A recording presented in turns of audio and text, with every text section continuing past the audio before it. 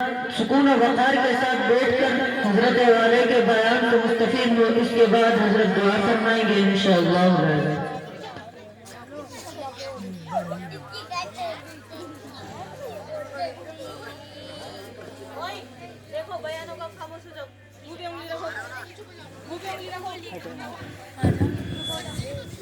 نحمده ونصلي على رسوله الكريم اما بعد رب اشرح لي صدري ويسر لي امري واحلل عقدة من لساني يفقهوا قولي۔ پیارے بچہ اور بچیوں اور ان کے ساتھ میں آنے والی ماں اور بہنوں، ابھی آپ نے چھوٹے چھوٹے بچوں کے کچھ پروگرامات سنے ہیں، ان سے بہت ساری نصیحتیں ہمیں ملی ہیں۔ بچیوں نے اپنے انداز میں کسی نے نظم، کسی نے حمد، کسی نے نعت، کسی نے تقریر، کسی نے مکالمے پیش کیے ہیں، اور یہ تمام کے تمام جتنے پیش کیے ہیں یہ دین اس مدرجہ خدیجہ الکبریٰ کی ہے۔ اللہ تعالیٰ جزائے خیر دے ان کے منتظمین کو، ان کی معلمات کو، کہ جنہوں نے بچوں کے اندر یہ صلاحیت پیدا کی کہ وہ اسٹیج پہ آ کر کے اپنے معافی ضمیر، یعنی جو اندر ذہن میں ہے اس کو پیش کر دیا۔ ورنہ یہ اسٹیج ایسا ہے کہ اچھے اچھے لوگ اس پہ کانپ جاتے ہیں، یہ کوئی چھوٹا موٹا اسٹیج نہیں ہے۔ جس تعلیم کے بارے میں ان طالبات نے اپنے اپنے انداز میں ہمارے سامنے باتیں کی ہیں، یہ بھی ایک تعلیم ہے۔ اور جو اپنے آپ کو ماڈرن کہتے ہیں، اور ان کے جوان لڑکا اور لڑکیاں جو اسکول کالج کے نام سے پڑھنے جاتے ہیں، ان کو بھی تعلیم، اس کو بھی تعلیم کہتے ہیں۔ دونوں تعلیم میں بڑا فرق ہے۔ قرآن میں جہاں پر تعلیم کے متعلق جو ارشاد فرمایا گیا ہے وہ دین تعلیم ہے،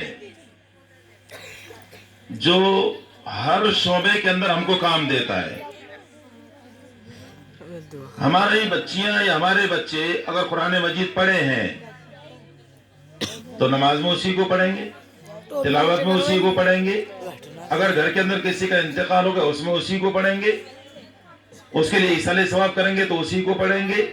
اور جن گھروں کے اندر اگر یہ علم نہیں ہے، چاہے وہ دنیا کی بڑی سے بڑی ڈگری حاصل کر کے بیٹھا ہے، وہ اپنے مقام اور مرتبے کے اعتبار سے کہیں ماسٹر ہے، کہیں انجینئر ہے، کہیں وہ وکیل ہے، کہیں مجسٹریٹ ہے، لیکن وہ اپنے مرنے والے ماں اور باپ کو 2 آیتیں نہیں پڑھ سکتا، وہ ہمارے انہی طالب اور طالبات کا محتاج ہوتا ہے۔ دنیاوی علم کو اس علم سے وزن کرنا یہ بیوقوفی کی بات ہے، اس لیے کہ دنیاوی علم پیٹ تو بھر سکتا ہے، لیکن وہ علم دنیا اور آخرت میں کامیاب کر دے ایسا کوئی اس کی فضیلت میں نہیں آتا۔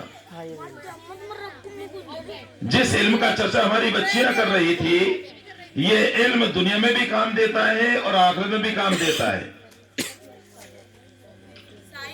اللہ کا شکر ہے، اسی تعلیم کی برکت سے بچیاں برقعے میں ہے اور نقاب میں ہے۔ اور جس علم کا چرچا ابھی فی الحال ہمارے معاشرے کے اندر ہر گھر کے اندر پھیلا ہوا ہے، اگر اسکول کالج کا جو چہرہ ہماری بہنوں نے دیکھا ہے، ان کی زندگیاں اجڑ گئی، ان کی زندگیاں برباد ہو گئی۔ مولانا سجاد رومانی کی تقریر کے حوالے سے ایک بات آپ کے ذہن میں ڈالنا چاہتا ہوں، وہ بڑے خاندان کی لڑکیاں، وہ مالدار گھرانے کی لڑکیاں، وہ حسن و جمال کی پیکر جن کی خوبصورتی کے محلوں میں چرچے ہیں، جب اس تعلیم کو چھوڑ کر اور اس تعلیم کا رخ کیا ہے، تقریباً 8 سے 8.5 لاکھ پورے ہندوستان میں سے وہ مسلمان لڑکیاں غیروں کے قبضے میں چلی گئی، اس لیے کہ وہ علم نہیں ہے۔ علم تو یہ ہے جو آپ کو چہرہ چھپانا سکھاتا ہے، ادب دینا سکھاتا ہے۔ ابھی ہماری بچیوں نے حضرت فاطمہ کا ذکر کیا، آپ کیا سمجھتے ہیں بانٹیں گے. کہ حضرت فاطمہ جنت کی عورتوں کی سردار بنیں گی؟ تو وہ ایسے نہیں بنی، بلکہ ان کے اندر کچھ اوصاف تھے، کوئی صفات تھی، کوئی ایسی طاقت ہے کہ جس کی وجہ سے ان کے بدن سے پیدا ہونے والے بچے میدان کربلا کے اندر اپنی گردن کو کٹا کر کے اور انہوں نے اسلام کے جھنڈوں کو بلند کیا. یہ حضرت فاطمہ رضی اللہ تعالیٰ عنہ جن کا ذکر ہماری بچیوں نے کیا، جب ان کا انتقال کا وقت قریب آیا انہوں نے اپنے شوہر حضرت علی سے کہا، اے علی اگر میرا انتقال دن میں ہو جائے تو میرے جنازے کو رات میں اٹھانا. یہ تو پہلے کے نمبر ہے ہمارے. یہ پردے کا اتنا بڑا اہتمام ان کے اندر تھا. دوسری سی میں میں پوچھتا ہوں ہمارے ان باشعور ماں بہنوں سے، کیا ایسی صلاحیت، ایسی سوچ کے ہمارے اندر بھی ہے؟ ہاں جن کے لفظ جگن نے کربلا کے بازار کو گرم کیا، کربلا کی زمین کے اوپر اپنا لہو ٹپکایا، ان کی ماں کا یہ انداز ہے، اے علی اگر میرا انتقال دن میں ہو جائے تو میرے جنازے کو دن میں نہ اٹھانا.